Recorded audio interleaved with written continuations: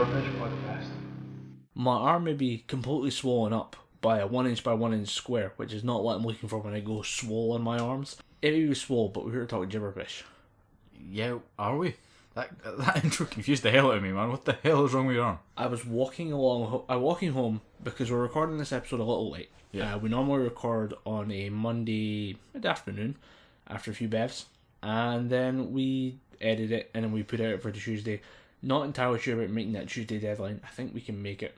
I think I can make it through the editing if you can make it through listening to a preview copy. Yeah, I'm off all this week due to public school holidays, so Awesome. I'm good to go. Do they still slack off? They just say, I'm off today, and then you just have to deal with it? Yeah, get a lot of lazy kids at work as well. They just don't bother doing anything. Just like, right, pick up the ball and do your exercise. I'm off this week. Do I have to do anything? Yes, you're still here to fucking train. Do it. Lazy rugby playing bastards. My face isn't working today. Probably because it's swelling. That's what I'm going to explain. Walking home, was stung by something. Don't know what. A junkie with a fucking needle. If he was wearing a very good plant cosplay because Maybe he really, really, really loves his Rule 63 Ivy. Yeah. Rule 63 is when they gender bend. I know. Terrifying. It's really weird when somebody comes to you with this thing from the internet that they found really weird and extreme, and you go, yeah, I just know that thing. Too many gender bend Harley cosplays out there for me. But anyway, you were stung by... Gender bend Harley, we'll get back to that. Yeah. But yeah, that's a whole other kettle of fish. But just walking home, something hit me in the arm. Now I have a 1 inch patch of just arm that's just swelling, and then I'm looking at the arm part that's swelling and thinking, I don't think I'm working my arms enough. So I need to go back to the gym. But we are here to talk Gibberpish, and we'll start with Rule 63 Ivy. Please explain yourself, sir. Rule 63 Ivy. I recently I logged on to Tumblr, made my own Tumblr, and through the process of making my own Tumblr, you add things that you follow. Blogs that you like. Yeah. Yeah, you follow blogs that you like, and one of my things is fuck yeah, Batman villains. It's just like it'll be pages from the comic books, like the Joker like shooting Barbara Gordon in the waist or something like that. And one of the images was the admin of that page in his gender swapped Ivy cosplay. I've never seen so much of a dude before that is green. I never want to see that much of a green dude again. Like, he's very authentic to the Arkham Asylum Ivy, which is just a red shirt and a thong. Yeah. He kept very much in keeping with that theme. I felt dirty having that on my Tumblr history. I was like, delete. I'm not having that anywhere near it. Dude, we have the tanga now. The tanga? The tanga is the male equivalent of the thong. It's basically a thong, but cut in a certain way to accept your bulge. I can't believe you didn't know this. This is the same thing as this fucking male high heels that I see running about college all the time. That's just a hipster. No, this was like... Right, I will preface this, I am not homophobic in any way, shape or form. It was the sheer image of a man wearing high heels that shocked me. But this guy, he was... That's not homophobic, that's transgender phobic. Yeah. Each to their own. I don't You're really a care. horrible person. Yeah, sure, whatever. This is the internet, you should feel shame. Fuck Come yourself. At me. Hashtag go fuck yourself. Hashtag go fuck yourself, Gibberpish. Yeah. I'll go down with the ship, Dom. I'll go down with the ship. I'm fine with it. We're going to get the LGBT community after us. And after I slagged off Caitlyn Jenner as well. Gibberpish podcast support the LGBT community and all that they stand for, and they hope that equality will reign across the land in all time for all space and whatever, you know. But at the same time, as a society, we males are hardwired to see a man wearing high heels and think that is fucking strange. But this guy, I know him through the college because I'm a class rep. He's one of the class reps. We all have these like meetings and shit. And the guy is fairly camp. He's obviously a member of the LGBT community. He's a huge voice for the LGBT community in the college. He's done a lot of work. But even at that, no high heels. I think high heels might be a step too far for a guy. But that's just me. Is that the line? That is a line for me. As soon as you're arching the heels, you gotta kind of take a step back and look at your life and say, I may need to discover my true self after some meditation and some time alone. Like, each to their own. Like, if you want to have sex with males, that's fine. But if you still want to carry yourself off as a dude, don't wear fucking high heels, man. That might just be me being a fucking dinosaur or like an ancient fucking lizard. Like, all men have to be men, all women have to be women. Dudes can't wear high heels. Not very progressionist of me, but it was just weird, man. I like to think of myself as very progressive as well. It's not entirely true, but I do have some weird lines where I feel like the Stone Age man just going, "Me no understand your problem. What problem with this? Why 6'2" blonde man wear high heels? Him wear flat shoes like me, man. And wear flat shoes, better for bench press. Him wear stones on feet, much more comfortable than high heels. Stones on feet, good for calluses. Calluses make man. Build calves, leg day. Leg day, always leg day. Every day, leg day. Every day, leg day. Legs feel like fire after a good leg day. You said you didn't want to see any more of Man in Green. Yeah. Are you ready to see the Hulk? Possibly in the next Thor movie. I just want to see more of that version of the Hulk in any fucking movie, because it seems like Marvel just don't want to do him in any other film. I don't know why not. I know they had problems. The Edward Norton film, apparently Edward Norton filmed the main thing and then held out in the Avengers and then said, "You can't do the Avengers without me." Yeah, and they fuck your shit. They we got Mark Ruffalo in the done a house. complete 360 on that and said, "Oh, we can't do it with you, but we'll find someone else." And find someone else. They did. Yeah, they hit the nail on the head with that. Mark Ruffalo's a damn good Bruce Banner. And there are now rumours circulating that you could see Ruffalo's Hulk in the next Thor movie, Thor Ragnarok. Maybe I don't care if it's a 5-second cameo. I know he's in all the Avengers films, but I was kind of missing a Hulk film. It seems like I want them to do an Avengers film, then every character gets at least one movie. I don't mind some characters getting 2 movies, because at a certain point, certain characters have more box office draw. I don't mind Marvel Studios playing that game. I acknowledge how the film industry works. You need to make money at the end of the day. And if it means we get an extra little window into the franchise that we've all come to know and love over the past couple of years, I can accept that.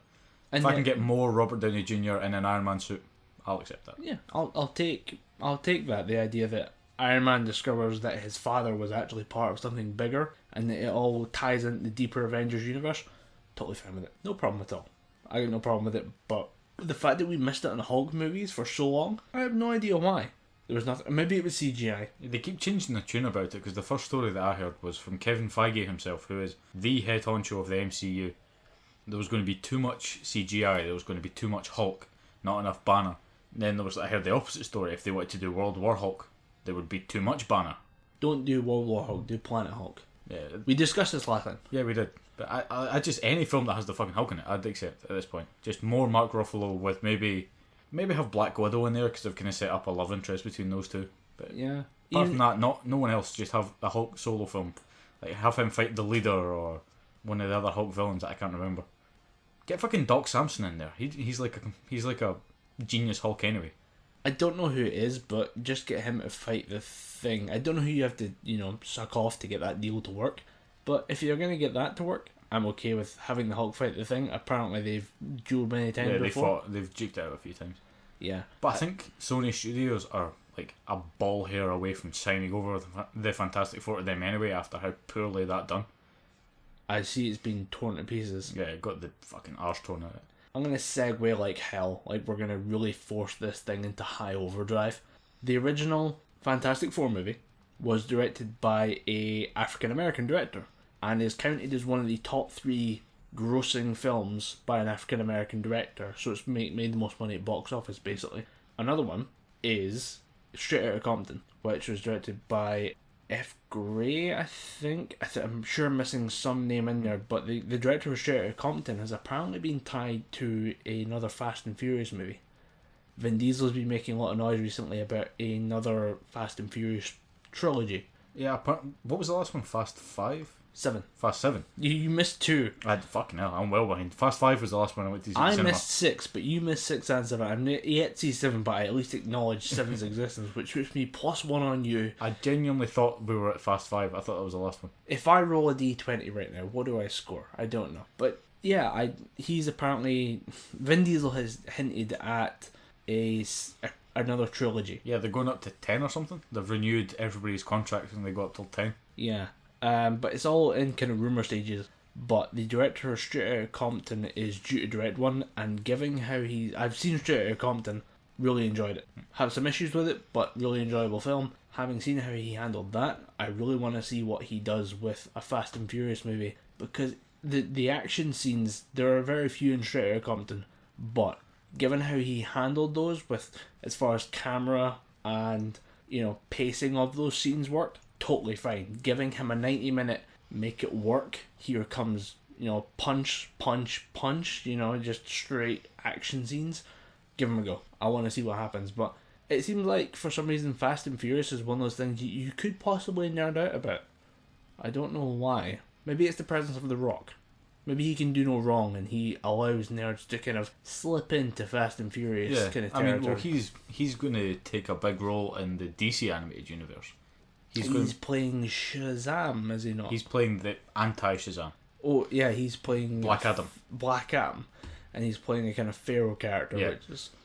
It's like he has the complete polar opposite, because each letter of Shazam stands for something. It's like the strength of Solomon, the wisdom of Hera, so on and so forth. Black Adam has the opposite of that, but I can't remember the name of it, and he's pegged to play that. And if you see the character Black Adam, especially in the video game Injustice, it's the Rock, like through and through. It's Dwayne Johnson. That man can do no wrong. Yeah, at this point he can do no wrong. I saw a video of him dancing on Instagram. I'm okay with that. I mean, he went on lip sync battle for a dare, I heard, and won it. Yeah, I did hear that Jimmy Kimmel does lip sync battles as well as slagging off video games. Yeah. Funnily enough, for all that Jimmy Kimmel slagged off video games, Stephen Colbert, I'm going to suck his dick anyway, but he had PewDiePie on to, just as a celebrity guest on his late night show. He stopped the Colbert Report and moved to, I think it's NBC? I think he moved to NBC. Some American will correct me on this.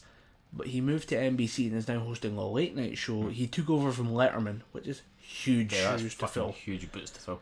Don't know how, he's, even Wait, capable. wasn't it James Corden that took over for Letterman? Or was that somebody else? I think No, James Corden took over from Craig Ferguson, doing the Late Late Show. Yeah. Because I'm a fan of James Corden, and I was a fan of Craig Ferguson before, so I usually pick up the odd episode of that. I like Corbin. He's very light and not very... He's not... I like anti-establishment comedians who say, fuck this, fuck you, I'm going to make a joke about this and you're going to laugh because it's funny and you don't like it, so fuck you, and it works. But Corbin is the complete opposite, but he makes it work. He's that chubby, charming fellow from down the road. He's your mate from the pub that always gets the rounds in. But he's making that work, but Colbert took over from someone as well, and I'm sure it was Letterman. Yeah, I think you're right in saying it was Letterman. I'm really sure it was Letterman. I'm really going to be wrong that it's Letterman, but I'm really sure. I think you're right, man. I think you're right. Because it was Corden that took over from Ferguson. I think you're on the money saying he took over from Letterman. And he's been... I'm surprised by how much his show works. As a fan of the Colbert Report, it seems like a longer version of that. And there's, maybe it's a transitional phase where there's pieces of the old show in the new show, but it's really, really looking good. And he had PewDiePie on, who, if you don't know, massive YouTuber, massive streamer, 39 million subscribers on his channel from YouTube. He's the biggest on YouTube by 15 million. And given how much of an internet personality he is, I will not voice my opinion on him. No, he does really well. I know a lot of his videos come across as the kind of lowest common denominator version of YouTube. How he represents what he does very well. He deserves genuine praise for coming across as someone who could stand shoulder to shoulder with what you might call a genuine celebrity in presenting YouTube as a breeding ground for the next generation of talent. I thought he did really well. I've got nothing against him as a person, it's the content he creates. It's the stupid, hyperactive, child dizzy on, 12 packets of chewits, playing video games vibe. I don't like it. I've heard him in interviews and I've heard him in other podcasts. He is an intelligent man. Why be smart and other things, but then come and do these stupid, basic videos? That's why I don't get behind him. I, having seen this, maybe see his online personality as more of an act, and I'm more willing to accept what he does as this act that he puts on, and it's totally fine. No problem with it. The same way that Colbert put on the act of being a Stephen Colbert for the Colbert Report. I did bunny ears that no one can see, but still did it into the mic as if you could see it, because I care about you as a listener / viewer to the thing I see in my imagination. We're doing the hand signals for you. Yeah, hand signals are for you at home. But I now understand what he's doing, and I get it, and I like it. I having seen him being interviewed live on huge television audience, great. Totally, I get behind it, even if I can't watch his videos because I don't like jump scare videos. Although, to be fair, he did pull out of doing a Five Nights at Freddy's 4 video because he was like, it's not interesting to me as a person. almost like kind of, as an artist, I can do nothing with this. Yeah. Congratulations on handing me a new palette of paint, but I've used these colours before, kind of thing. I like that, and I'm willing to say I can respect the artist even if I don't quite get the art in a weird way. I suppose. I mean, not to take away from what he did, he has introduced a whole like generation, including a lot of people in my generation, to YouTube, and he was that kind of easy way into YouTube for a lot of people. But for me, who I don't really watch a lot of gaming on YouTube because I do so much gaming outside of like internet experiences. I usually just play games anyway. I only really go on YouTube to watch games if I'm stuck on something. You look for achievement guides and stuff like that. If I'm like, prime example, I bought the Handsome Collection, the Borderlands Handsome Collection for the PS4. If I want to try and find a particular weapon, I'll go on and just say I'm looking for the one of the legendary revolvers. I'll type in like legendary revolver hunter's guide, try and find that. That's the only reason I really look up games on YouTube. Or in very, very rare occasions, if it's like Conan O'Brien, his Clueless Gamer, I'll watch some of that. But I don't really watch much gaming stuff on YouTube, and that's why I can't really get behind his like hyperactive like style of presentation of video games. It's a generational gap between I watch a lot of video gaming content. I'm right now wearing a Funhouse shirt, and well, shameless. I mean, the room we're sitting in right now is covered in Achievement Hunter and Funhouse video, like Funhouse posters. There's a patch poster you can't see, but I'll show you that later. Kind of cool. Is that the one with Meg Tunney? Yes. It's like Meg Tunney, Gus, Ashley, and Ryan. And they're all dressed up as like news presenters. Yeah, I got that hung up finally. I spent like the second you left, I just hung up posters. Yeah. I was like, "This is my room now. Deal with it." It was great, but I embrace that content and really enjoy it because I don't get to game as much, and I don't want to engage in a game in a weird way. But I will sit and watch other people who are funnier than me engage in the game. So I'll watch that content for hours, literally hours, and not think about it, but might not play the game myself. Like, I'm not going to play Until Dawn. I want to, I might, but I'm not going to play it right now. Until it drops below £40, I'm not even going to touch that game. I didn't think about that. For some reason, I didn't think about that. Right now, I need to get the game right now while it's hot, for some reason. But I didn't think of, at some point, I'm going to be able to walk into a store and pick up a game like Until Dawn for the money I have in my pocket. Fuck, I think of that. Well done, Dom. You've saved me several pounds of money. Thank you. Thank you. You've done your job for today. Podcast end. Podcast end. We've been talking Gibberpish. We've been talking Gibberpish. And Dom saved me money. No, the reason why that thought crossed my head is because I don't think I've really talked about this in the show. I'm a huge fan of Transformers. Like, not the movies, not the Michael Bay shitty movies, like the old Generation 1 Transformers, like Peter Cullen voicing Optimus Prime, Frank Welker voicing Megatron, that kind of thing. And there's been a Generation 1 style PlayStation 4 game come out. Fact check, you have never once said the word Transformers in this podcast. We've made it to episode 14 and you have not said the word Transformers.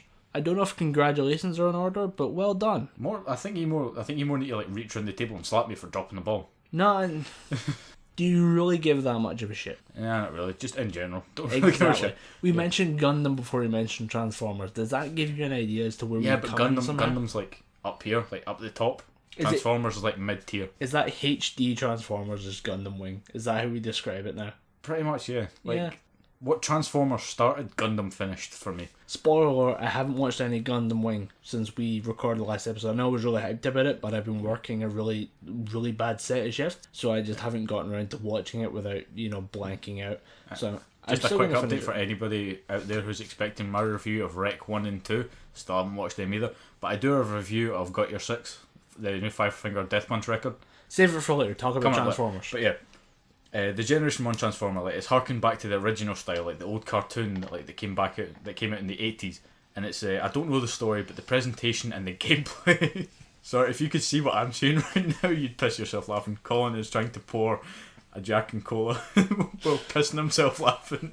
It's because about halfway through this I realised this is the stealthiest pouring of a Jack Daniels and Cola that's ever been in existence. Because Colin's arms are rigidly locked. Bottle of Pepsi in one hand, a Solo cup in the other. He's working those biceps and triceps. It's forearms, mate. Forearms. It's all about the grip strength. You gotta get that grip strength right in there. Triceps aren't doing much. The biceps aren't even involved. But the forearm grip, impeccable. If this was some kind of workout class, you'd get a gold star. But it's been workout class? Yeah, they happen. Explain that later. Transformers, motherfucker. Transformers. So it's in the style of the Generation 1, but it's been made by a company called Platinum Games, who made games like Bayonetta. They made Resident Evil, Metal Gear Rising Revengeance. So they're famous for their like. That's quite a pedigree. Yeah, they made all this stuff. It's basically the offshoot of Capcom, because Capcom happened, shit went down, people left. People got fired. Then people started Kickstarters for Castlevania games that weren't Castlevania games. Which I backed that, so I might check up on that sometime. But did you back the Laser Razor? Dude, I haven't shaved since I was like 17. Then fuck your shit, sir. And talk about Transformers. Right. So Platinum Games made this game with an expert combat style, and it's been getting rave reviews like, all across the board. But it's £40 for a Platinum game. And Platinum games, although they're good, they tend to last 6 to 8 hours. So I'm gonna, keep it in my eye and just watch for the price reduction before I spend 40. I'd be wanting to spend £40 on it, but I'll just wait for a price reduction anyway, because I've got that many fucking games and DVDs and books and shit to read at this point. There's no point in adding to the pile, because the pile is getting pretty fucking big at this point. It's a weird thing of your to-do pile as a nerd grows bigger and bigger every time that you wake up. And with the Batman Endgame graphic novel coming out soon, it's going to get fucking bigger again. Endgame? It'll be another segment. Another segment. Jesus, there's like 6 segments to set up. Workout class, go! Right, I can't believe you've never heard of a workout class before. Go for it. It's basically just you'll get one instructor with a headset on, just like going, right, one group's going to do this, one group's going to do that, one group's going to do this thing. Circuit training with someone yelling at you through a megaphone. Pretty much, yeah. That's what a workout class. I'd never do that, because it involved other people. Once during a rugby training session, because some guy opened a new gym, knew the head coach, then we all went to do that. It was fucking painful, because we had to lift like tractor tires and balance a sledgehammer. Alright, yeah, I can see that being under very fatigue, good. you had to balance a sledgehammer, like bring it down to your head, without cracking yourself in the head. Then like bring it back down. Yeah, you didn't have to imagine somebody knocked the fuck out on the ground. Going, someone lost someone lost a tooth. They were like bouncing it there, and hit the tooth, fell out, blood everywhere. It sounds like a calisthenics class, but with a megaphone, and I wouldn't bother with that because it's not my style. Yeah. I'm more of a lone wolf when it comes to workout, just headphones and a lot of weights. Yeah, it's me too. I'll sit there with my giant, I don't want to say studio headphones, but I do listen to music through my in-ear earbud headphones. But I also have these big sets of JVC XX black, just great headphones that I listen to. Not as loud as you'd expect, but absolutely great for sound quality. And I would just be in there in the weight rack, standing there doing deadlifts with these giant, the headphones are bigger than the weights I'm lifting. And I'm lifting heavy weights, I'm not going to lie. But the headphones are bigger than the weights. And they're hanging off my head, and I look like a fucking psychopath. And I love it. It really sets the mood. Yeah. For some reason. I'm ready to just wreck shit when I'm wearing those headphones. And you still go to the Linlithgow gym, right? The one up at the fitness centre. And it works. That'd be a good way to clear the area, because that area is always fucking, the free weight section is always mobbed. It's filled with people looking at their biceps as they do bicep curls. Yeah. With their phone in the other hand, just taking selfies of their muscles, just hashtag gains. Yeah, fuck you and your hashtag. Yeah. Although I did see somebody I do like posting about a genuine kind of fitness struggle using the hashtag gains. Yeah. I'm genuinely sick of that word, because every time I go to training at my rugby club, training on Tuesday will be your skills and stuff. Training on Thursdays, you'll do half an hour of weights in the gym, then you'll do half an hour game stuff. You'll run through a game plan, you'll say, right, you're going to play this position, you're going to play that position.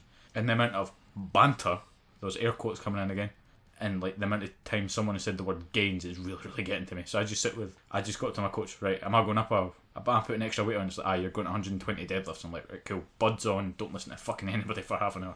As much as I love the series In-Betweeners, I genuinely believe they might be responsible for the term quality banter being a pop culture term that means we're just going to talk shit. And it bugs me that every time you hear someone say, quality bants, mate. Top bants. Top bants, man. He's got the great bants. They're talking about just people talking shit. Yeah.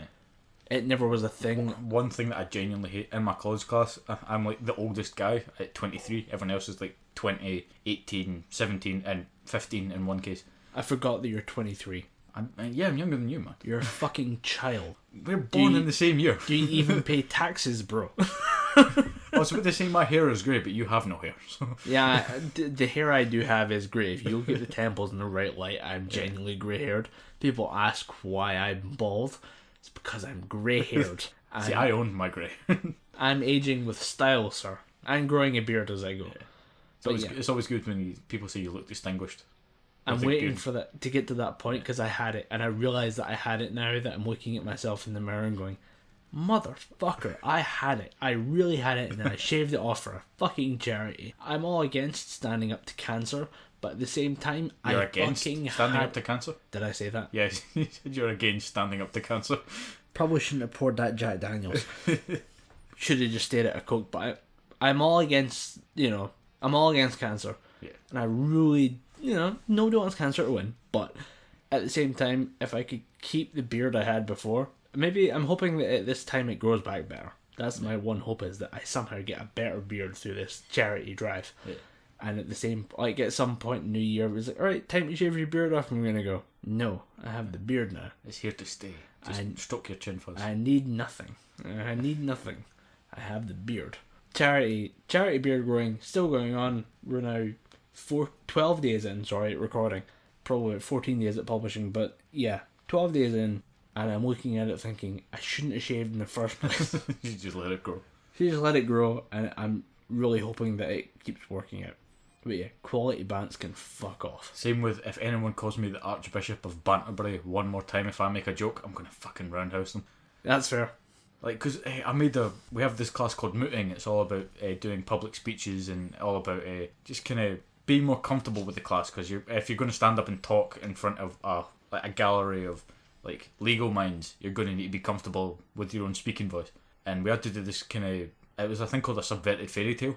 And I had to do Hansel and Gretel as a stand-up performance. And so I wrote out this thing. I can't remember any of it because I'd done 3 minutes and fucking could not remember a damn thing. I sat down, I got a round of applause. One lassie took the piss and gave me a standing ovation. But yeah, I can't remember a fucking word of it, so I'm not going to try and recount it. But I made a joke, and this kid at the back did not laugh. He just went, bants, oh, top bants. And then he sat down and he went, well done, mate, Archbishop of Banterbury. I'm like, I'm going to fucking end you, kid. You're not going to make it to 17. I'm going to drop kick you out a fucking window. First of all, did you use German accents? I did, yes. Good. I approve of that. That's fine. At one point I did say, so we entered the gingerbread house. Yeah, we entered the gingerbread house, and it's very good, yeah. They're good gingerbread. They're good. I don't know if it's really segue, but I missed an Oktoberfest. Yeah, it was in Edinburgh on Saturday. It was in several places across Scotland. Apparently the London one got cancelled because so many people showed the fuck up. Really? So many people showed up to the London Oktoberfest that they had to cancel the event because they just couldn't accommodate that number of people. There are, let's say, I looked into the Edinburgh one and they said that 1,500 people could be accommodated in the Oktoberfest tent.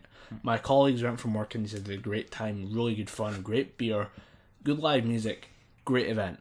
However, how many people do you accommodate in London? I'd say Edinburgh's at least, it's under 1 million, but London is something like about 10 million people. Yeah. How many people do you set the door for Oktoberfest London? I think it's going to be about 10,000. Yeah, I'd say 10,000 people showing up to a German beer fest. 8,000. 8 to 10,000. Somehow they just decided we don't have accommodation for 8,000 people who want beer, so they shut the festival down. But the Edinburgh one was a huge success apparently. Oh yeah, there was people still like cutting about in like maid outfits and lederhosen, like very, very, very, very drunk. Do you want to know what the female version? Lederhosen is the male version. Try and guess what the female version of it is. My German is very rusty, so this makes sound incredibly racist. Das Bubenhosen. Das Bubenholder. Yeah, it's called Dirndl. Yeah, you weren't going to get that one. No, it wasn't. I literally just dropped that on you to fuck with you. But yeah, I have a couple people who know German and who were either in Germany or are German, and we're talking about the fact that you can buy Dirndl outfits, the Bavarian female costume or female outfit for Oktoberfest, and it's expensive. A proper authentic outfit, fucking expensive.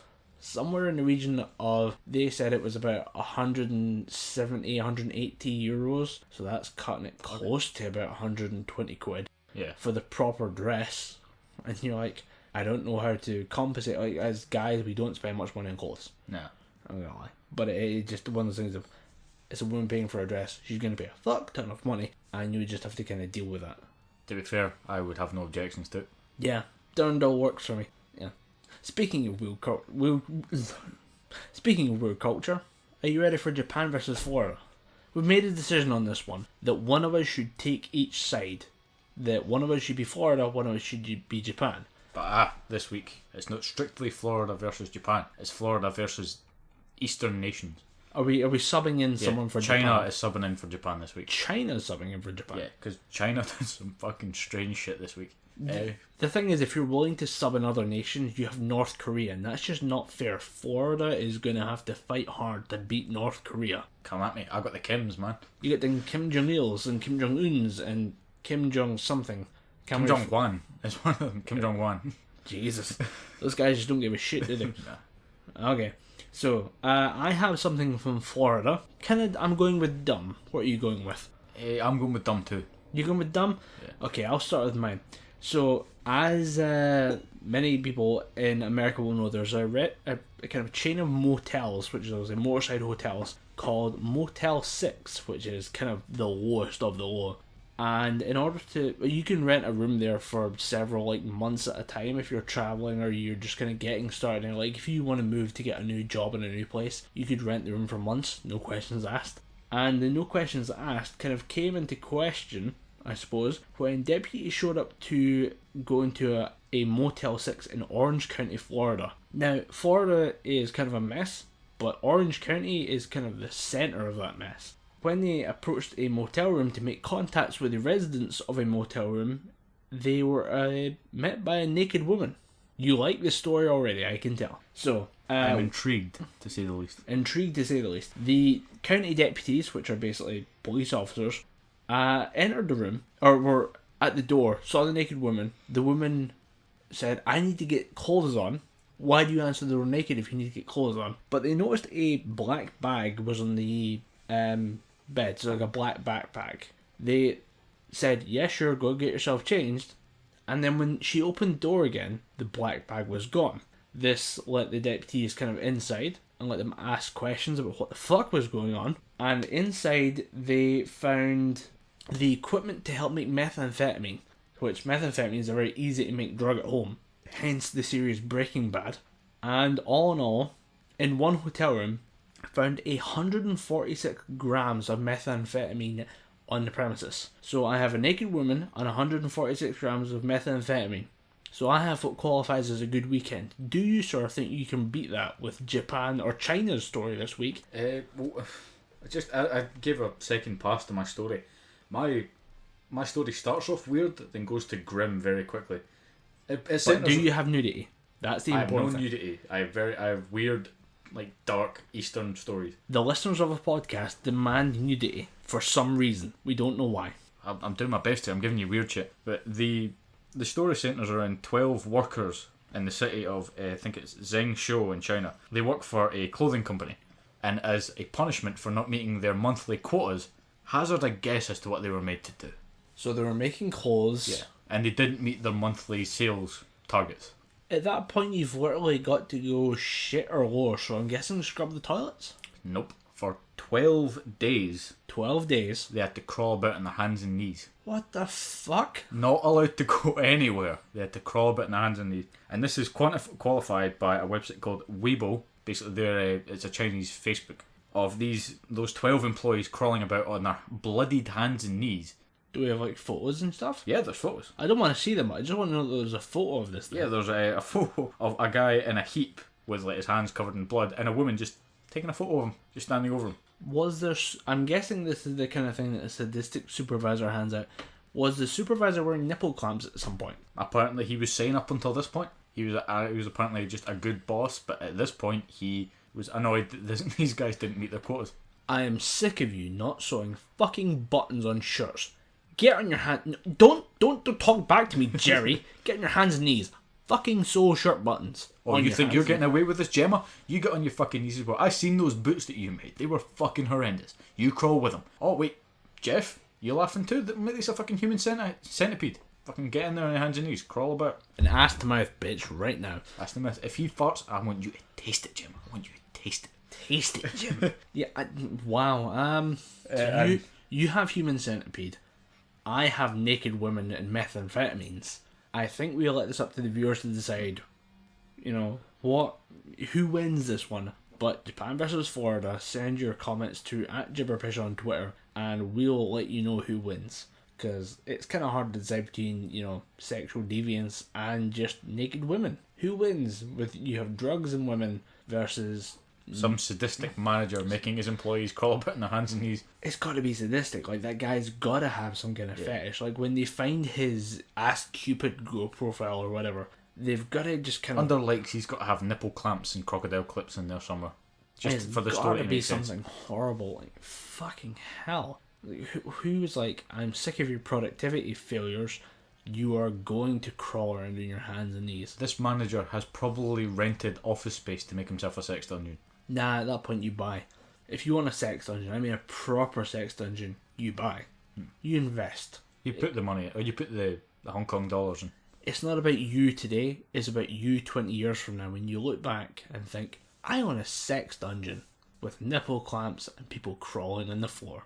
Every now and again I think that we might be looking at the wrong end of the internet and should focus on something like people who draw really good and people who do good stuff on the internet.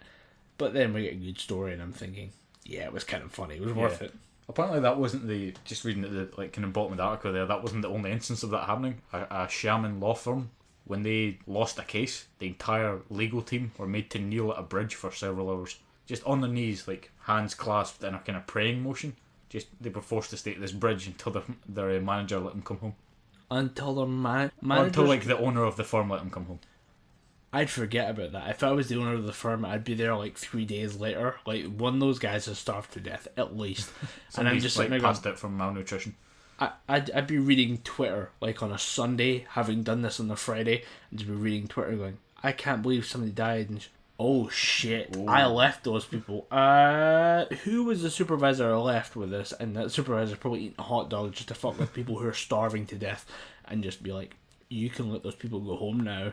I fucked up as the past 3 days at a bridge, just kind of kneeling and praying. Oh, seriously, for several hours. For several hours, yeah. They had to just sit and kneel at a bridge.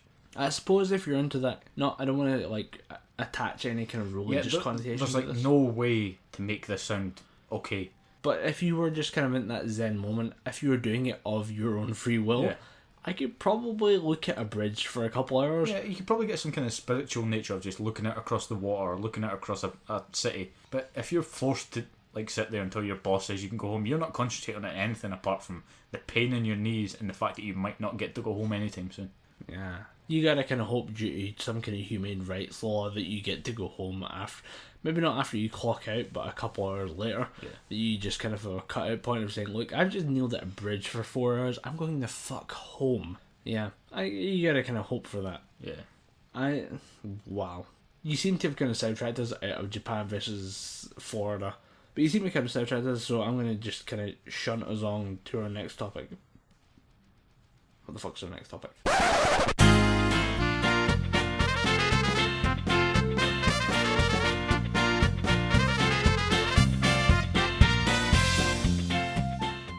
It'll be the Five Finger Death Punch album review. Okay, so you want to talk about Five Finger? You finally sat down and listened to the album. I finally went to, say, our local HMV, which is now Edinburgh.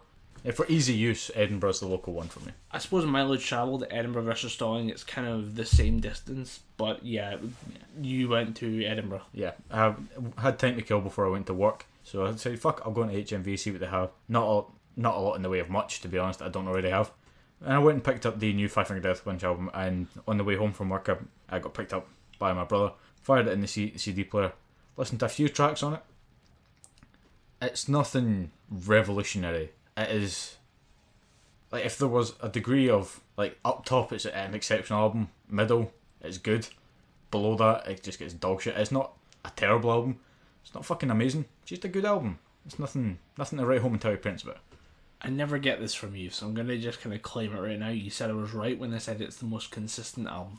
Yeah, and in that I think they've kind of shot themselves in the foot a little bit. I don't mind. This is the problem. Is you're going to have an objective, critical view of this, And as a fanboy, I'm going to just sit there and say, but I love it so much. And I want to have you review it, because me reviewing it is going to go, oh my god, it's so good. They are so crunchy, they're so groovy, they're so great. Ivan's vocals are amazing. And the lyrics are dumb, but they're great. And it speaks to me in a way that I worry about myself psychologically. But I think you are the one to sit back and give the objective review on this album. Okay, so is the leash been taken off? I'm just cool to go at this. I'm gonna sit here and bite my thumb. I'm not gonna lie. I'm gonna have to just sit here and listen to what you have to say while drinking my alcoholic beverage of choice. Awesome. So, out of a red Solo cup. I'm just going for it right now. Okay. I'm bald with a beard. I have nothing left to lose. So, got your 6. The first track I listened to before I even had the album was Jekyll and Hyde, and I think most people who like Five Finger Death Punch came into the same problem. The preamble, the kind of like set that they do before it, the little like gag. It's a minute and a half. I'm sorry, I told you I was going to sit down and just not object, but it's a minute and a half. I can't defend that shit. I will fight tooth and nail for this album, but I can't defend that minute and a half of preamble of just, I don't know what we're going to do for this music video. This is you making the music video, you motherfuckers. Like, I love you, but just... A lot of people, like, in the comments said, oh, I wanted to listen to this whole video, but I got 30 seconds into the little intro and turned it off. To be honest, I can see why they did it. It pissed me off, but I thought, I need to listen to this whole song. And you said you liked the lyrics. The lyrics are what put me off the most about this song. Five Finger Death Punch have always been about getting a message across in the music, but in Jekyll and Hyde, it seems like they're beating us over the head with it. Okay.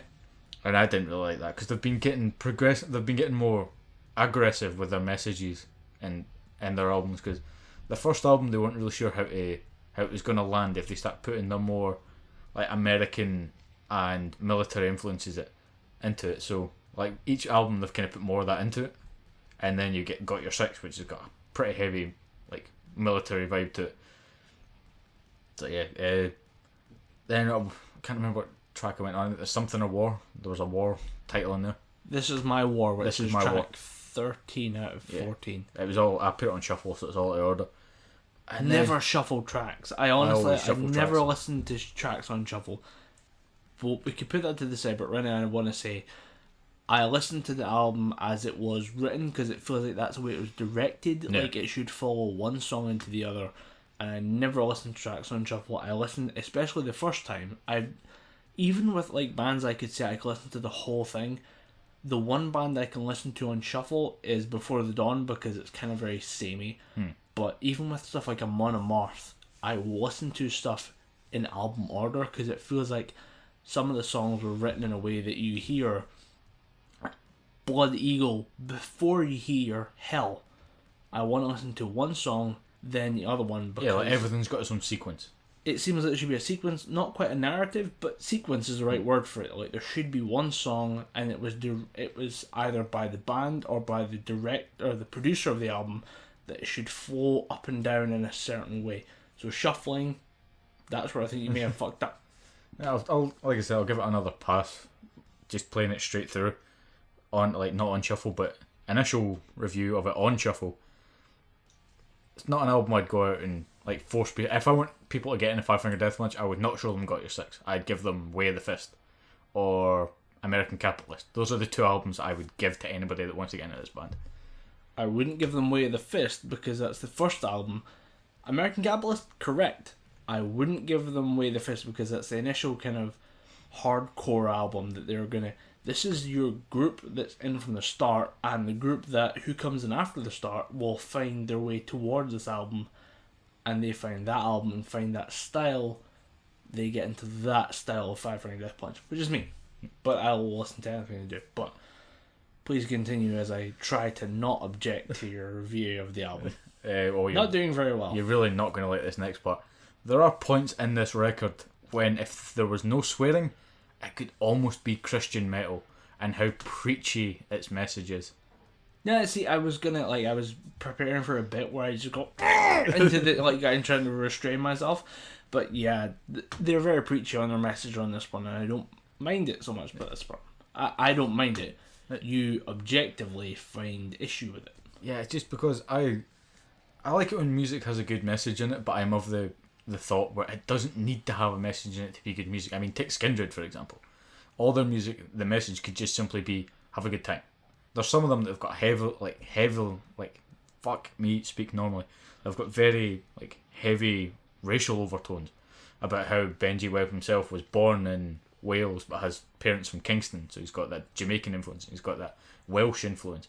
Yeah. It's all about him growing up in this place and how, the name Rude Boy was chucked about. The song Rude Boy is a perfect example of this. Shout out to Benji Webb for being fucking awesome. Yeah, the guy can do no fucking wrong. If you don't listen to Skindred, go listen to fucking Skindred. Speaking of Skindred, November 10th, Skindred and Crossfaith. You keep trying to sell me on this, and you sent me the ticket link. I thought you were trying to sell me on this. I was about to tell you that I've got that weekend free. I just happened to see that. I will still go and see them, but right now I'm thinking, oh my god, I have tickets to Slayer in November. We'll get onto that. I think I skipped that Five Finger Death Punch. Fuck. Oh, we'll get back to Skindred, we'll get back to Slayer, we'll get back to everything. Yeah, but right now, Five Finger Death Punch. Be consistent in tone and quality. That's not the motto of this podcast, but it's a thing you might want to do. Yeah. So apart from the almost Christian overtones of it, it's kind of, I don't really want to say they've become formulaic, but I am going to say they've kind of become formulaic because each of their songs, there's one song I genuinely thought was another song from a previous album. Which one? I think it might have been This Is My War. It genuinely sounded to me almost note for note like Far From Home.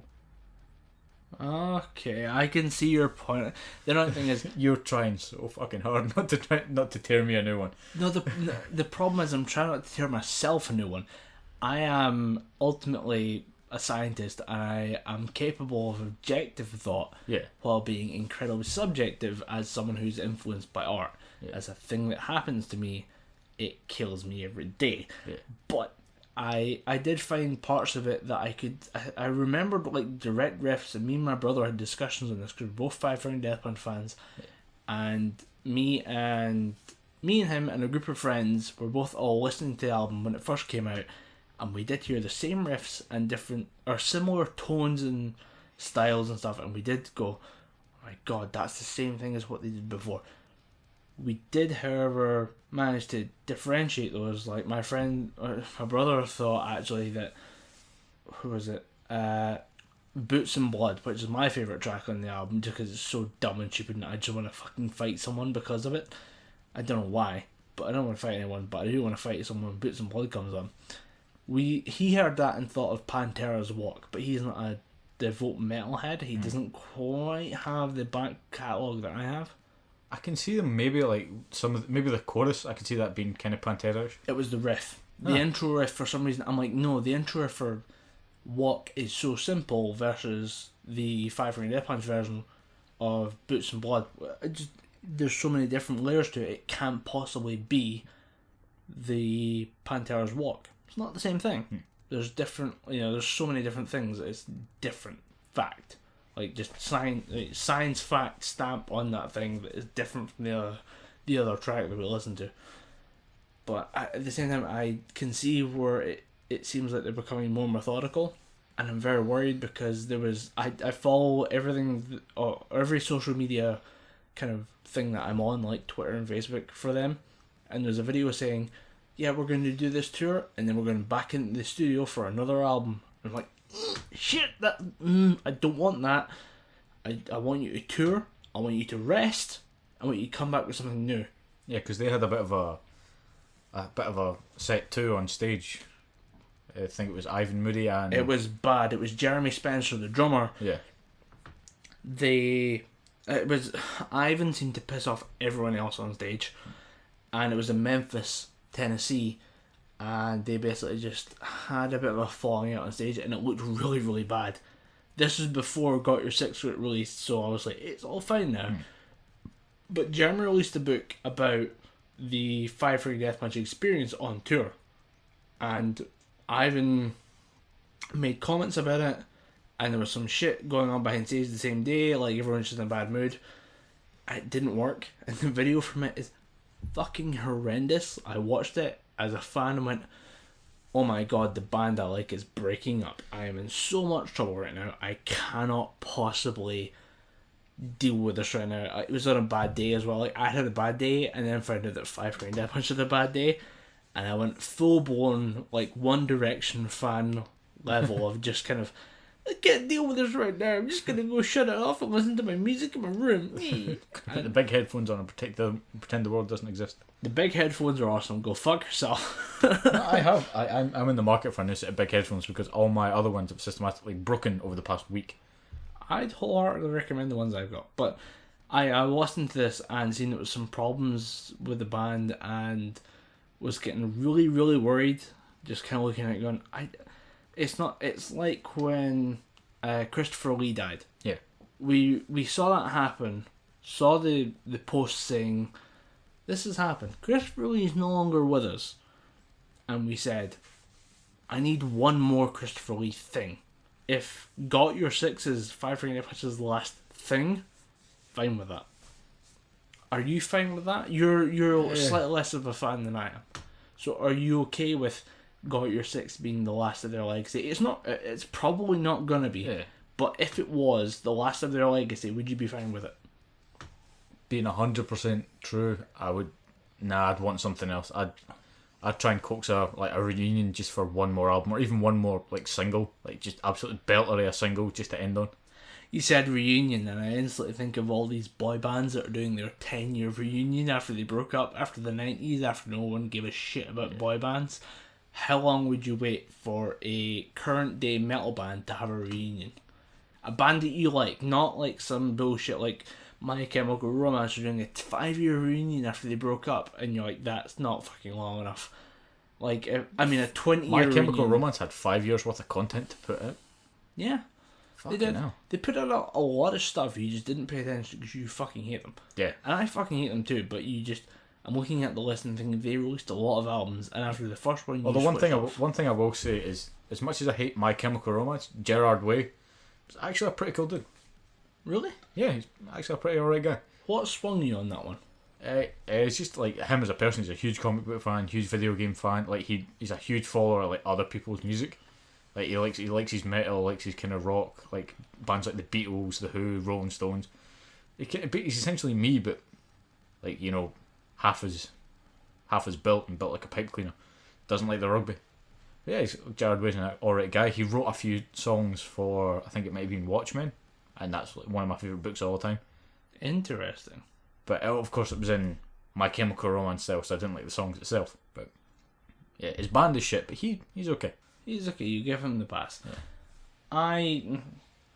But yeah, to round off the idea of Death how Punch, long would you wait? Like, if you're saying you want a reunion tour, how long would you kind of just wait for a band? Like, give your favourite band and say they broke up. How long would you be for accepting a reunion tour? right, who are my favourite band of all time? I already knew it was going to be In Flames. If they broke up, I'd wait 10 to 12 years impatiently for a reunion tour. But every year after that, I'd be like, that'd be cool if they got back. But it'll never happen. But for those first 10 to 12 years, I'd be like, oh, it might happen this year, it might happen this year. But it depends. If they went back to before the Siren Charms album, if they went back to that style, I'd fucking buy multiple tickets to that show. Like, I'd buy multiple tickets to go to multiple like showings of that. Like, I'd go to fucking Glasgow, Newcastle, Aberdeen, wherever the fuck it was going. But if they said, oh, we're going to come back and we're going to do nothing but Siren Charms and Sounds of a Playground Fading, I'd probably give it a miss, to be honest. Interesting. And that's from a band that is my favourite band. I'm trying to think of if I had a band that I suppose Five is the relevant kind of idea that I'd go for.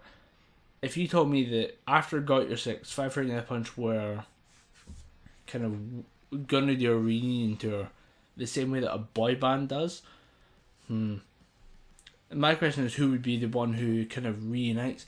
Because we all think Ivan Moody's the head, but I think Zoltan Barthony is the head. Yeah. The lead guitarist.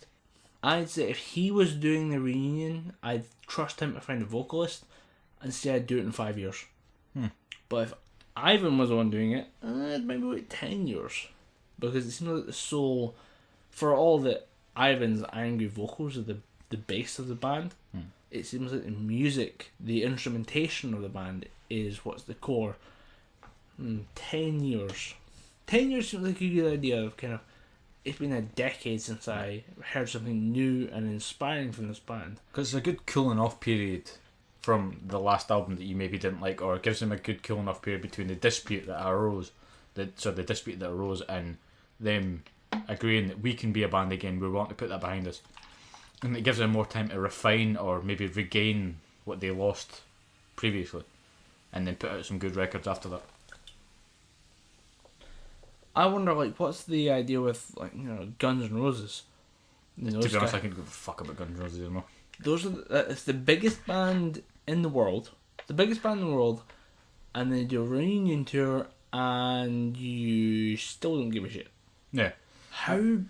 I mean, maybe it's like a thing of we need our nuance to be filled, like we need our niche to be perfectly hit.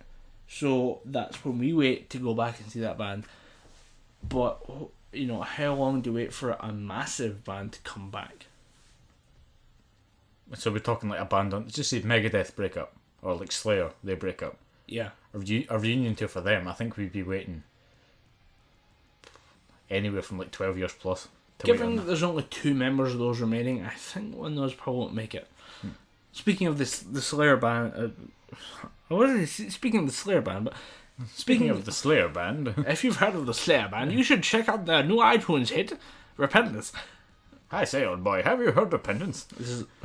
I want to edit this, but I really kind of don't want to edit this. But speaking of Repentless, I heard the Sons of Metal review the Repentless album, and I fucking loved it. Because there was a moment where either the editing or just sheer circumstance was fucking priceless. I literally was walking home, and I'm not gonna lie, completely sober, which is a rare state for me. But after work, I was walking home, listening to the podcast Sons of Metal, which you should definitely listen to. They were reviewing Repentless, and they were talking about, at the start of it, they trashed one of the lyrics. Violence is the ultimate drug, let's get high. And I was walking home, I'd already fallen down, like somebody was coming down a road, and I fucking slipped because I was trying to get out of the way of the car which was coming down the road, and I slipped on a pile of gravel and just fucked myself up. It's one of those things of like, I'm not 12 years old, I should be able to coordinate myself appropriately. I'm 24, I should be able to coordinate my limbs appropriately to, deal with shit.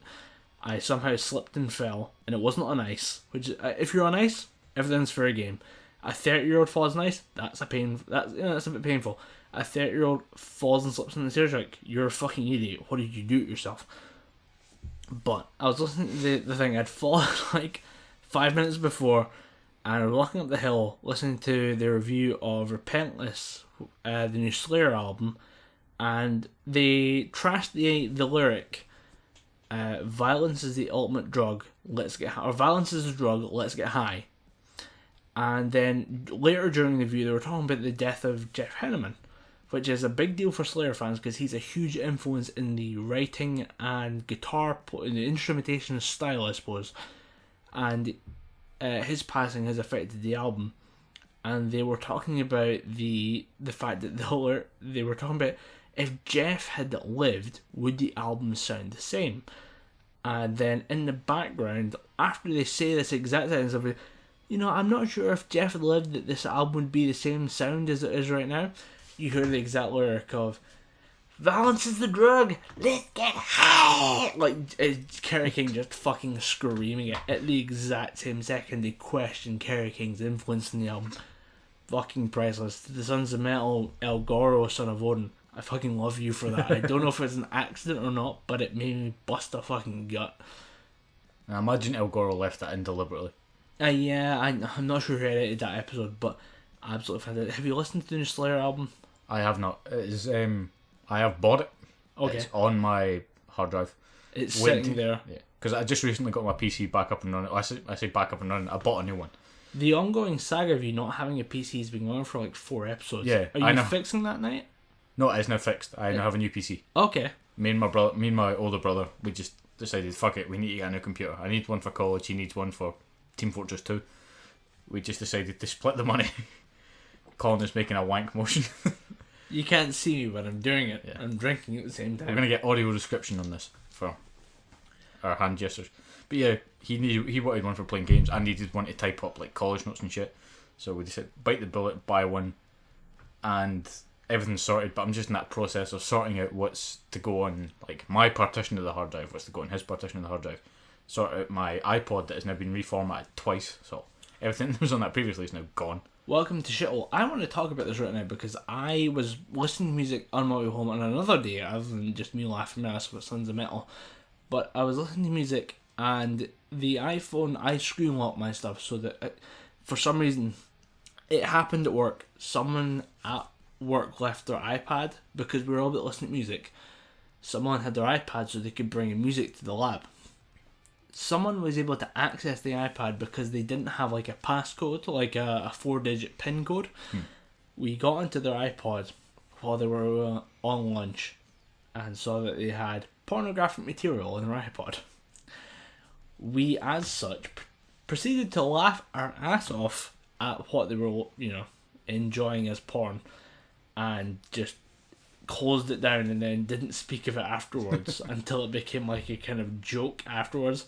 One of those kind of dumb, almost bullying things, but we watched it and then we just kind of we saw what the person was looking up for porn and we just kind of saw it and went, oh my god, don't bother with it. Cut it out, and I just went back to work. And then I was passcoding my stuff before, where I have like my 4-digit passcode. Before, if you had a passcode on, and sometimes this happens because I wear shorts when I'm in the gym or when I'm walking to work. I like being cooled down, so I kind of put shorts on and walk to work. And occasionally my iPod will start assuming that my thigh is my thumb and would just start entering passcodes and then attempt to get through the system. Fuck knows why. It really, really frustrates me, but it will occasionally lock me out. Now, with the previous iOS update, I was just randomly playing music and then occasionally it would shut me out for 60 seconds, which is fucking terrible. When you're walking home, there's nothing to really engage you and you want to listen to music. You're really enjoying the music and it just cuts out silent for 60 seconds. Imagine just 60 seconds of pure silence. It's fucking annoying when you want to listen to metal and you're really into the groove of a song. Like, imagine you're really enjoying your track, the perfect In Flames song, and then nothing, just dead silence. Yeah, nothing. 60 seconds silence. With the new iOS update, it's up to 5 minutes. Ooh. 5 fucking minutes of silence? Fuck you. And that's just for inputting your code like 5 times incorrectly or something. It's like 3 times or something like that. You'll just be sitting there listening to your iPod, and then your thigh will activate the buttons, and you'll have 3 incorrect inputs, and then suddenly, oh, you're shut out for 5 minutes. Fuck you, 5 minutes? Suck my dick. Unbelievable that you'd sit there for 5 minutes and you just go, oh shit, now I get to listen to music again. I can't believe it. It's fine. I don't know how to reset this and to go through the settings, but it's a shout out to anyone who's updated to the new iOS, because there's new 6 pluses coming out, or 6, S plus. Like there was the original 6 plus, now there's a 6S plus. Yeah. And there'll be 6C or whatever the fuck it was. I don't know what it is. I think it's iOS 9, but there's now a 5-minute shutout for your music. For anything, you cannot access the iPod for 5 fucking minutes. That's just fucking dumb. Because your thigh pressed the wrong buttons, because funnily enough, your thigh is not your thumb coordinated by your brain. You're just pushing buttons by accident. Or it's like your brother just fanning about going, I'm going to lock him at his iPod for 5 minutes. You have to sit there musicless or internetless for 5 minutes. For me, it was more of an issue of being walking home, and then suddenly I missed music for 5 minutes. If you are using an iPod and trying to keep up with the latest OS for the operating system, turn your iPod screen outwards. Don't turn your screen towards your leg muscles, because apparently your leg muscles are also your thumb, which will trigger your, access key, and you'll be fucked.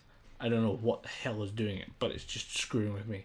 It's happened once. I don't want it to happen again. I'm now actively turning my iPod away from my leg so that I don't I don't accidentally trigger some kind of warning and just shut my iPod in for 5 minutes. First world problems. Hashtag first world problems. First world problem. Shamelessly, but it's really, really, really, really, really, really, really annoying for All the 5 wheels. minutes. I had to listen to fucking, not quite bird song, I had to listen to night song. Don't know if you know what night It's just song is. dead silence. Like nothing for a bit. And occasionally, something makes a noise in the background. I'm not sure what it is. You hear like a car driving past, or like a fucking cricket or something. No, because I'm walking in fucking nowhere. I'm walking home from nowhere. I listen to nothing for 5 minutes. Nothing is boring. I want metal. I'm unfortunately a metalhead and stuck in that condition. And the worst thing is that the fields I'm walking through for the farmer's land have fucking scarecrows in them. I've had visual nightmares of looking at fields with scarecrows in them and thinking, if that scarecrow moves from its post, I'm gonna shit myself. There'll be a brown streak left to where I was because I'll be running as fast as I fucking can back home. Speaking of which, apparently there's maybe a Jeepers Creepers 3. Oh, fucking really? I like Jeepers Creepers. Did you watch those films? I watched the first one, but even that was bad. I didn't That was mind. like B-movie horror, but then Jeepers Creepers 2 came along and it was unwatchable. It's B-movie horror with Josh Hartnett. And he was in there. He was in that movie? Yeah, I'm sure Josh Hartnett in the second one. And not very good, but kind of dumb enjoyable. I just really, really kind of sat there and watched the whole thing, and for some reason the Frank Sinatra song kept playing, and I really enjoy Frank Sinatra, so I just kind of went with it and just kind of enjoyed the Frank Sinatra. I just occasionally, Jeepers Creepers, where'd you get those peepers? Just kind of clicking along to that. Not bad. I enjoyed it. Yeah, got like a bit of the Rat Pack. A lot of people I know had serious fucking nightmares with that kind of soothing, calm song with the idea of someone getting their face pulled off. I think it's one of those movies we might need to rewatch and just kind of review in a kind of objective manner after the initial impact of there's a scarecrow that's going to eat your fucking face. Just in the whole subject of like soothing music, that kind of horror background. Someone that we used to know from school, who I'll tell you about off mic, we were hanging out at their house and they played Bioshock for the first time. Okay. And they got the shit kicked out of them by one of the big daddies, and it was just like constantly punching the character in the face with a drill while like crooner music was playing in the background. And to this day, if you play Frank Sinatra in front of her, she instantly gets like the chills. That's a normal crooner music. Crooner That's music's just great. that sound is cemented in her head, along with the image of a 7'2" like steel monster beating the living crap out of your face with a drill hand. Something drill or something. You got all of it. Yep. Everyone's got their own little like weird fuck ups. I mean, to this day, I still can't watch The Labyrinth. The movie fucking terrifies me. Really? Yeah, I don't know what it is. Maybe it scares the shit out of me. And you're thinking of The Labyrinth with David Bowie and like Jim Henson's Labyrinth when he steals the baby. I was thinking Guillermo del Toro. No, Pan's Labyrinth. That movie's fucking Pan's amazing. Labyrinth, yeah. For That some movie's reason, a I think- bloody masterpiece. I love that movie. I'm thinking of Jim Henson's The Labyrinth that came out in like 1990. I cannot watch that film. It scares the crap out of me. Everyone's got their thing. Yeah, that's mine. Your Now- thing is a thing for 5-year-olds, but it's Yeah. your thing. It's fine. I'm not gonna get shit. I like. Why the fuck did I just say that on the internet? In fact, fuck it. I'm gonna embrace it. I am Dom Anderson, 23 years old from Scotland, and I'm afraid of Jim Henson's The Labyrinth.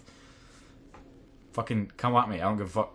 If anyone fucking posts any shit with like any like images from The Labyrinth, I will hunt you down and gut you like a goddamn fish. You're gonna get some pretty serious David Bowie stuff.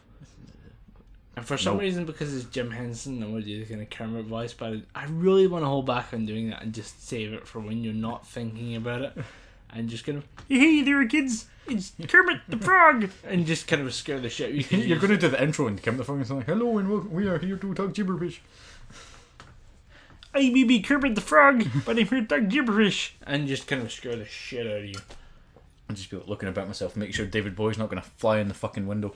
For the record, if I didn't get that right there, I'm gonna do that in post production. Yeah. And you're gonna get the perfect Kermit the Frog voice. I'm gonna spend the time and pitch my voice to Kermit the Frog levels and send it to you and be like, you're gonna listen to this, and we're gonna talk Gibberpish.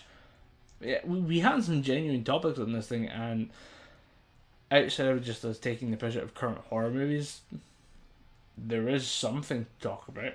I'm pretty sure we came up with a bunch of stuff.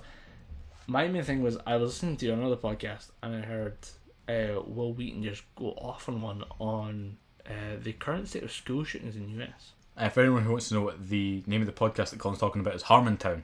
Dan Harmon, creator of Community and like Rick and Morty, it's his podcast. You've been watching Rick and Morty? Yeah, I've been watching the hell out of Rick and Morty. That show's funny as hell. I want to watch Rick and Morty. It's on my list of things to do, but the list of things to do is pretty fucking large at the moment. Yeah. Just a prefix, do you like Back to the Future? We're just gonna go through that right now. I apparently was called out my nerd cred for not having seen Back to the Future. Ah, right. And having not seen it, I understand the references. I have seen enough content inspired by Back to the Future to understand everything about that movie. But apparently having never seen Back to the Future damages my nerd cred.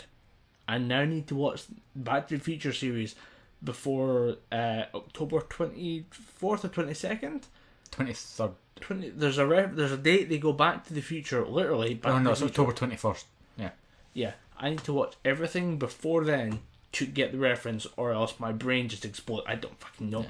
But someone called me out on it, and I just don't get the reference. Yeah. So I need to watch everything about Back to the Future before that point. Well, aye.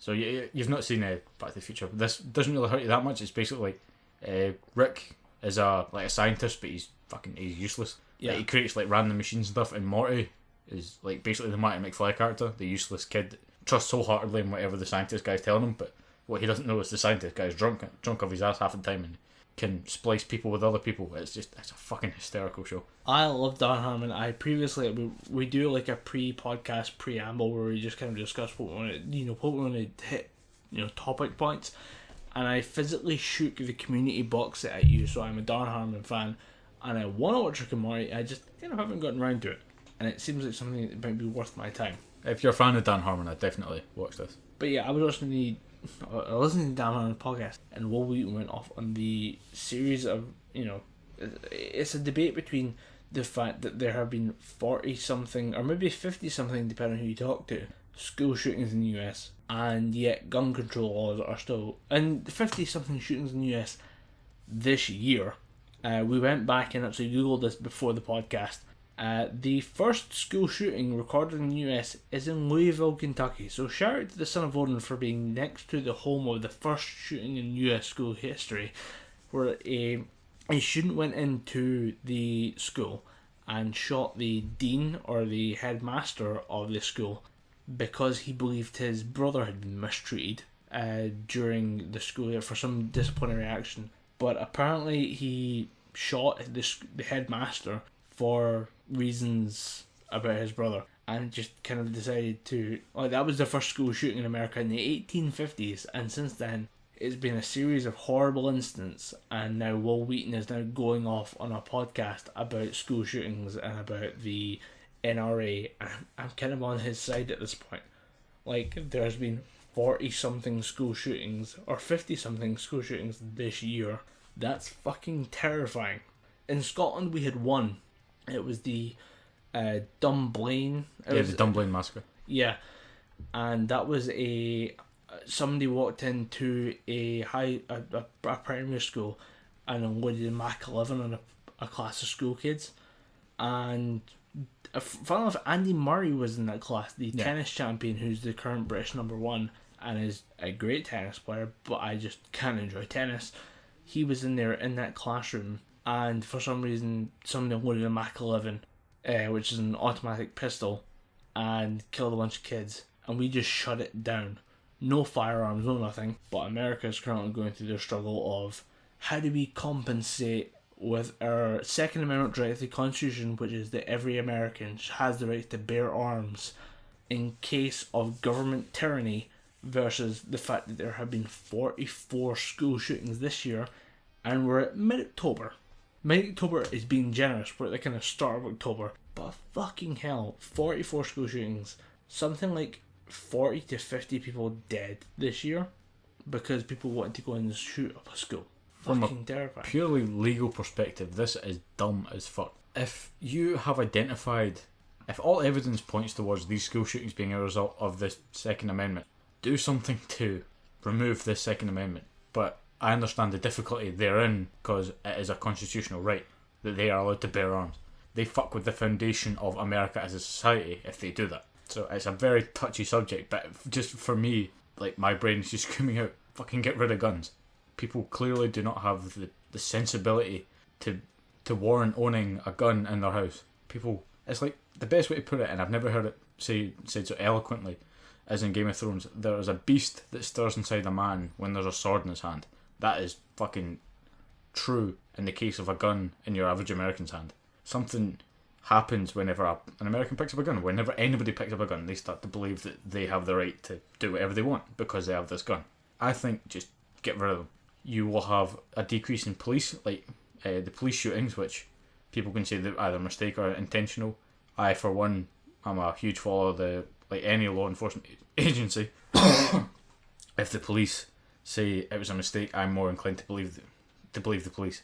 But that hell, will go. we have an episode entitled "Hats Off to the Boston Police Department for dealing with the Pokemon threat effectively." Exactly. So I think it's better for the country as a whole if you just remove guns. Just get rid of them. Keep them for the armed forces and emergency response. Everything else, just like the fact that your average salaryman can own a fucking Glock is insane to me.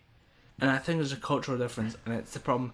I don't like saying with the Republicans this, but I have to play devil's advocate in this because the Republicans are the fucking cartoon villains of the fucking American democratic system, where they say shit like the female reproductive system can repel sperm in case of a rape. They can detect a rape and say, no, we don't want that baby. So they can... That's a thing that a Republican presidential candidate has said in front of a fucking mic, and I look at it and say, are you fucking kidding me? But for some reason, because the Republicans have the backing of the NRA, the National Rifle Association, they seem to kind of pick up on the NRA issues and back the NRA to the fucking hilt because the NRA puts funding behind their candidates. And you look at it and go, are you... I can't believe you're the person who is backing the idea that everyone should have a gun 30 seconds after 40-something kids are killed in the high school. Like, it's just unbelievable. And we saw Obama address Obama addressed everyone. He addressed the nation, but then it went, international because he's the president of the United States. And I saw a friend post up the video of this. He's a father. He has his kids and said he's thinking of the perspective of, I have kids. The idea that someone might have access to a gun and then access to my kid's school is terrifying. So he put the perspective of just a kind of everyman and that kind of balanced opinion of he agrees that every American should have a rifle or should have a gun, but it's written so long ago it's kind of irrelevant. But he posted the Obama speech about the aftermath of this shooting, and it's terrifying. Like the idea that I looked at it and said Obama was just about to say, are you fucking kidding me about this gun issue that we're going to try and fight every last corner until it's done, that every American should have a rifle, when certain Americans will pull out that gun and unload it on a class of kids. Fucking terrifying. I look at it and think, I don't know where I'd go in this, because I agree that every American should have the rifle in their hands in case of government tyranny, but at the same time, one American unloaded it on a class of fucking school kids. There are, almost 50 kids dead this year because of school shooting. If I told you there were 50 kids dead next door and I was going to bring them through one at a time, you'd stop at kid number 2 because you'd be so stunned at kid number 1 lying there that I brought through, you wouldn't know how to react. It's fucking terrifying that we have 50 kids dead because of someone having the right to own a pistol and then getting pissed off and shooting up a school. Fucking terrifying. On like the whole subject of like guns in America are about as common as people having a flat screen TV. More common than having a flat screen TV than. There are more guns than there are Americans. That to me is just frightening. The fact that I don't see the benefits to having a gun. People say that it makes them feel safe. Fair enough, if you've got your permits and that's what you need to feel safe in your own country, fair enough. Each to their own. Have it your own way, whatever. I don't see that side of it. I see the numbers and the people that have been killed as a result of people having, or unstable people, or the wrong people having a firearm. And I will say this because I'm kind of coming down on this really complex issue, but when Joe Biden put out a press conference where he sat there with a member of the press corps and said, you should have a double-barrel shotgun in your hand when someone tries to break into your home. You shouldn't have an AR-15, which is a semi-automatic rifle. You should have a double-barrel shotgun. You let the first shot into the ceiling to let them know that you mean business. And the second shot, that's fair. You shoot the person trying to break into your home on the second shot. You shouldn't need an AR-15. As far as I'm concerned, if someone's breaking into your home, take any weapon you want, kill that fucker. No problem at all with it. That person's trying to break into your home, there's no disillusion about it. If someone's trying to break into your home, they mean nothing but ill for you. Yeah. You should be able to deal with that. I still don't think that killing that person is the right course of action. I think we have the police force and we have the justice system for a reason. Fair enough, if you think, I have this weapon, I'm going to take care of my family. That's one way of doing it. That's the justification for it, is that you're not there by yourself, you're there with your family. You have your kid in the other room. Someone's trying to break into your house. Are you not legally able to shoot the person trying to break into your home with something to protect your child? It's so fucking complex, but at the same time, you're looking at it going, the Liberals have a point, the Conservatives have a point. I just don't fucking know. Yeah. But hearing Will Wheaton just unloading this podcast, he was on it. Felicia Day was on there like the week before to talk about her book, and then fucking in comes Will Wheaton the next week to play a game, and then he just happens to fucking unload on this controversial subject. Great podcast material. Very interesting to hear his perspective, and it's a very well thought out perspective. He's clearly had some time to think about this. As someone who's sitting on the outside with nothing like gun culture to support his views, I just don't know where to fucking land. No, for me, there's kind of no question. Like, from a very young age, I've kind of had this whole, like, not quite pacifist, but like kind of very anti-firearms view. Like, there's no need for, like, the police in America to have firearms. There's no need for anyone outside of the armed services to have firearms. And to me, I don't see. Fair enough, if someone's invading your home, I think you have any right to do whatever you need to repel them. I don't think that should extend to putting a bullet in this guy's, like, in his knee to get him to cease his attack, or putting a bullet in him to kill him outright. I do think there should be a line, like a very clear line on gun control, just to prevent it outright. Or not prevent it outright, just to prevent the wrong people being, destroyed. It's so fucking nuanced, and it's so fucking painful to try and discuss, because you get into personal opinions. Yeah. There are so many layers to this. We could go on easily for another hour. And, well, this is meant to be a geek podcast, and we've spoke about gun control for the past, 20-30 minutes.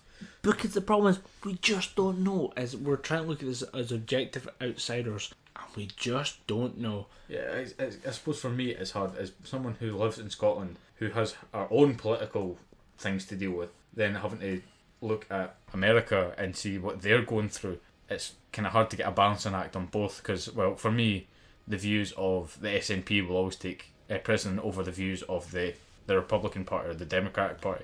It's always just going to be that perspective for me. Like, Scotland's going to take precedent over a country that I'm not in. Yeah, we just don't know. But I mean, a couple of years ago, I posted something on a forum that we looked at, and it was the build up to Obama Romney, and I said, can I please get you to shut the fuck up about Obama Romney, because I have friends through it, not involved in the forum that I was involved in, the 40k forum. And I looked at it and said, I have to deal with their shit. If I could not deal with your shit, that'd be great. And we'll just reconnect afterwards, and it'd be fine. But then having to see all this shit posted across international news, and then have to deal with my own political shit, I'm just tired. I don't know what to do. But yeah, here's what we'll do. We'll segue. Batman was using guns in the 50s. Yeah, Batman the biggest advocate for gun control. This side of someone who I don't know the name of, but his latest excursion is being brought out in a graphic novel, and they're I can't remember what's coming. I think it's coming out November, December time, and I'm really looking forward to it, because they're finally going to let us know who the Joker is. Okay. It's going to disappoint fans everywhere, because it's not going to be who they think it is. But because you can't win. You cannot win. Yep. But it's still going to finally let the fans know who the Joker is, because the story arc is in. The New 52 happened, which is when they closed the multiverse. They had one singular DC Comics universe. That continuation began with this new Joker, who was more psychopathic than previous Jokers. Like, he cut off his own face. then wore it as a mask. Interesting. But He cut off his own face and wore it as a mask. yeah, makes no sense, but he was a fucking terrifying Joker. Redundant Joker is redundant. Yeah, but he managed to systematically kill almost every member of the Bat family. So Fair play to that guy. he'd done his job right, but then that Joker was defeated, he disappeared, but then he comes back and his face has been restored. And you find out through the thing, this version of the Joker has basically been haunting Gotham since, like, very early Gotham, like, that predates the Waynes coming to Gotham. Really? Because he has access to the Lazarus pits, essentially, which is how Ra's al Ghul comes back to life after being killed many, many, many times. You just said time machine and I stopped giving a fuck. Yeah, pretty much. It's not a time machine, it's close enough. It's a rejuvenation pit. Like, if Ra's I know what it is, but at the same time, I just don't give a... You regenerate through this pit. The Lazarus pit. The Lazarus pit. The Joker has found a natural, like, deposit of that in Gotham and has been using it to terrorise Gotham for thousands of years. And you find out that's how he could manage to slice his face off, then come back a couple of years later, fine and dandy. I can't remember what the exact plot of it is, but you've got to imagine it's got to involve him taking over Gotham and humiliating Batman while doing it. But in doing so, Batman finally comes to the realisation that I am not going to beat you unless I kill you. And the end game of it is Batman realises to kill the Joker, he has to kill himself. And it ends with basically Batman blowing up a building with him and the Joker inside it. But of course, Batman's not going to stay dead. They've already released plans to bring him back. But the comic itself is, like, ridiculously well drawn. And the story for it is pretty damn good, so we'll be picking that up at some point. Expect a full, like, review of the graphic novel on here whenever it comes out. Words cannot express the amount of eyebrow furrowing that I'm doing that the idea to kill the Joker is to kill himself? It reads into the follow-up story in the Justice League book when Batman realises who the Joker is. Okay, I'll just let it run. Yeah, that's what I'm doing. I'm just taking everything with a pinch of salt at this point, because Batman books kind of, like, newer Batman books are getting fucking strange. Like, to the point I actually choose to read Nightwing over Batman, because Nightwing stories are becoming more Batman. Like, Dick Grayson's becoming the new Batman, and Batman's becoming his own weird, like, separate entity. It's a metaphor. Pretty much. No way it isn't. It's just nonsense. It's just lazy writing. Okay. Pretty lazy writing. Quite looking forward to that. Speaking of other things we're looking forward to, this Sunday. Sunday. The 18th. 18th is the date. 18th of October at the Edinburgh Playhouse in Edinburgh. We are going to go see Dragon Ball Z Resurrection F. We were both really enjoying the Dragon Ball series, the movie kind of saga that replaced the Dragon Ball GT. Yeah. Really, really, really enjoying everything they're doing, except for I'm now watching Super, which is the anime version. The movies are kind of the like first 14 episodes basically wrap up Battle of Gods. No, it's still going. Like, I wish I could say it's wrapping it up, but I'm now at the point where we're like, I don't know, maybe 60 minutes into the 90-minute movie, and Goku is just about to fight Beerus, and it's now been about 8 to 10 episodes. I'm wondering where the hell my life is going, and if I should maybe take up like a kickboxing sport, maybe something like that. I just don't know. And I'm just watching this whole thing fly by with worse animation than the movies that I've already seen, but nevertheless, Resurrection F has appeared. I'm not gonna lie, we were waiting to review this in proper form, but I watched a ripped cut of the movie, which is the English cut of the movie, but someone has literally stolen it off of the screen. I'm going to give you the idea of how bad this is by saying that the version of the movie that I watched has a crying kid in the background. I feel bad, I feel dirty for watching it like this. I should have watched the movie version of it. I just needed to see the movie plotline unfold before me, and I failed horribly and had to sit through a fucking kid crying through the interesting scenes. I've already seen the movie, you have not. I have not. But we are going to now go and watch the Resurrection F cinema cut of the English dub. Not quite the final version, but I suppose there's going to be like an extended cut that releases the on extended DVD. Blu-ray director's cut will come out probably a week to 2 weeks after we see it live in cinemas. I can't wait to see if Funimation do the full extended cut, because there's apparently about 30 minutes of stuff I'm missing, and for some reason as a completionist my OCD goes, what am I missing? Where is the stuff that I need? Where's the little scene that I'm missing in this part? I want to see that, 5-minute scene of Goku just hanging out with the kids in Chi-Chi and just kind of being Goku and being a father. I want to see that for some reason. Don't know why, but I am for some reason needing to see it. And we are going to go see it on the 18th. I don't know what you plan to do, but I kind of want to record the next Gibberpish directly afterwards. Do you think we can do that? What time is like the viewing's at like 1 o'clock or something? Our viewing's at like 1 o'clock. Our viewing's at like 1:15. And I kind of want to watch that and then come back here and record our direct feelings onto audio and then see what happens. Yeah. I'll give you my, like, when the mics go dark, I'll give you my schedule because it's another hectic one next week. Yeah. Yeah, we'll see what happens. I want to go watch it because it's the Sunday. Yeah. And I'm off. I now shifted back, but this is why we're recording late. I'm now shifted onto the week shift where I rather than work every weekend, work 1 in every 4 weekends. So that might screw the recording schedule of the podcast. We will try and get every episode out for the Tuesday release, but we don't know what's going to happen. You will have an episode of Gibberpish every week, even if it means one of us just speaking directly Gibberpish into the mic. But we'll see what happens. Having seen it, we're going to be pleasantly surprised as to what we actually get to watch. But at the Filmhouse in Edinburgh next week, or this weekend actually, I suppose, because we're recording on Monday. Yeah. So technically this week. I don't know how weeks work. I'm technically illiterate, but I do stuff. But we're technically illiterate, and we will enjoy Resurrection F this week. Yep. But next episode we'll give you a review of that Dragon Ball Z. Yep. And I think that is a pretty damn good spot to end the episode on. I think we've talked enough Gibberpish. And if you want to recommend us anything, you want to send us anything, feel free to drop us a line at Gibberpish on Twitter. Because we'll fanboy about that as well. Yeah, we'll wax lyrical, we'll gush over that, and feel free to drop us an email at gibberpish@outlook.com. We will read out your messages live on the show, give you a little holler. And speaking of hollers, actually, one of our stalwart fans, Mr. Lance Pear, just turned the big 4-5 this week. I'm about to hit 2-5 and I'm terrified, I'm not going to lie. But you're about to 2-4. Yeah, I'm about to hit 24. I already hit that like a boss. I kind of just swaggered through Yeah, it. I've got to go through that one sober though. I think after being off drink for a little while, I think I'm just going to stay off it. Enjoy that, motherfucker. Yeah, I can't recommend going through 2-4, sorry. So about 2-5 might end up in you hearing the most drunken episode of Gibberpish yet. It's going to be pretty bad, I'm not going to lie. But yeah, I think we'll end it on happy birthday, Mr. Lance Pear. I've been Dom Anderson. I've been Colin Graham. And we've been talking Gibberpish. Happy birthday to you, to you, to you, to you, to you, to you, to you, to you, to you, to you.